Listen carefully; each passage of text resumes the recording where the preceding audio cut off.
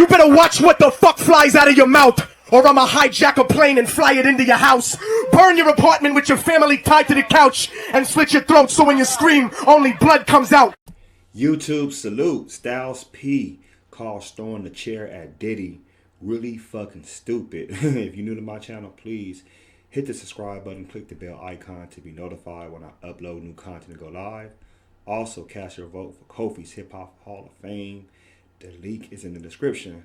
So Styles P came out, had a recent conversation with Hip Hop DX and explained throwing a chair at his former boss, Puff Daddy.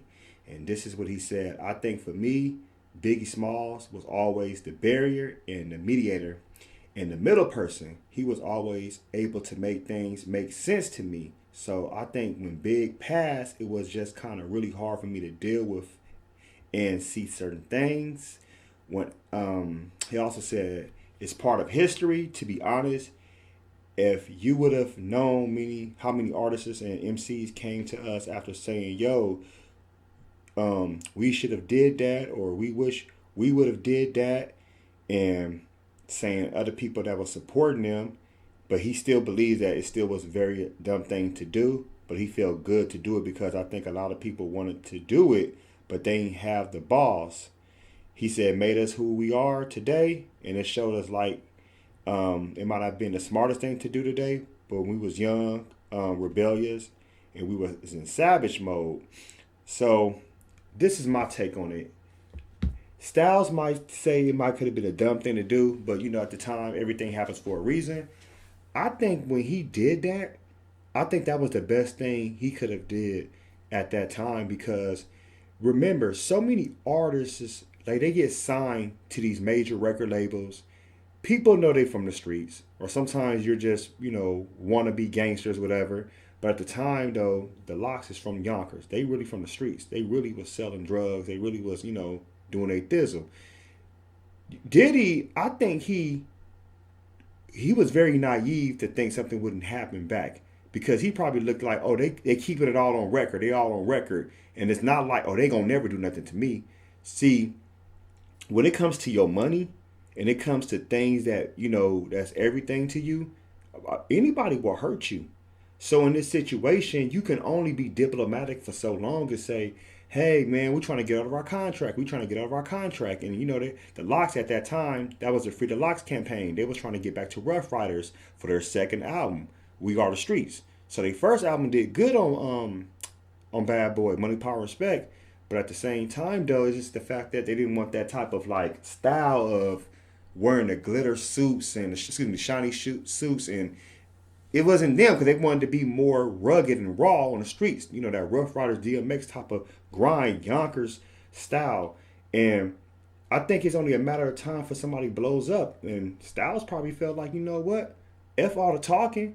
You know, we talking in here, but you motherfucker, you not listening. And then, you know, you don't know how many meetings they had with Puff Daddy and P. Diddy could have been like, okay, I'm going to do this, I'm going to do that. And he could have been, you know, procrastinating, playing with them. And, you know, after a while, motherfuckers say, fuck it. Somebody going to throw hands or something. So Styles probably got mad, or maybe Diddy raised his tone or some shit. You never know. And he threw that motherfucking chair like, I'm not playing with you, man. I will whoop your motherfucking ass. And from there, probably just set the tone like, I will fuck you up. And this is just the, you know, the smallest thing what I'm doing. It's more like the tip of the iceberg, basically. And then Diddy probably felt like, yeah, get these motherfuckers out of here, because he probably felt that he knew something was going to happen. He ain't stupid, man. People is far from dumb.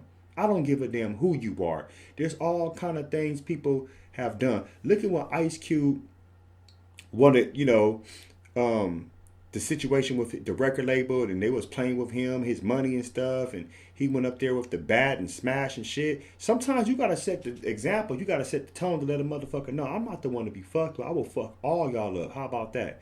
Because a lot of people be thinking just because you nice and respectful and you quiet, you won't whoop their ass. Shit. Okay. And it doesn't matter if you're not gang banging or not, or you a thug in the street. That don't mean nothing. You can still hurt somebody. Everybody can hurt somebody.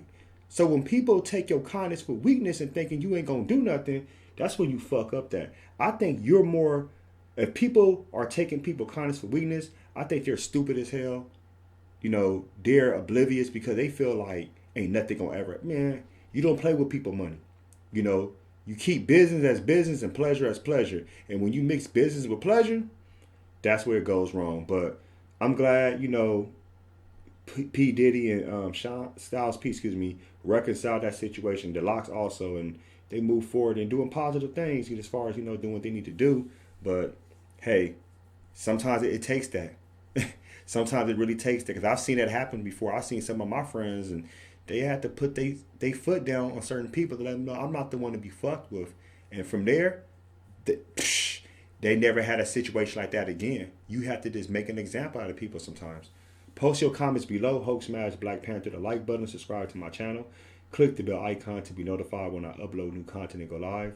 If you'd like to support and donate to the channel, I have Patreon. Patreon.com/KofiUniverse.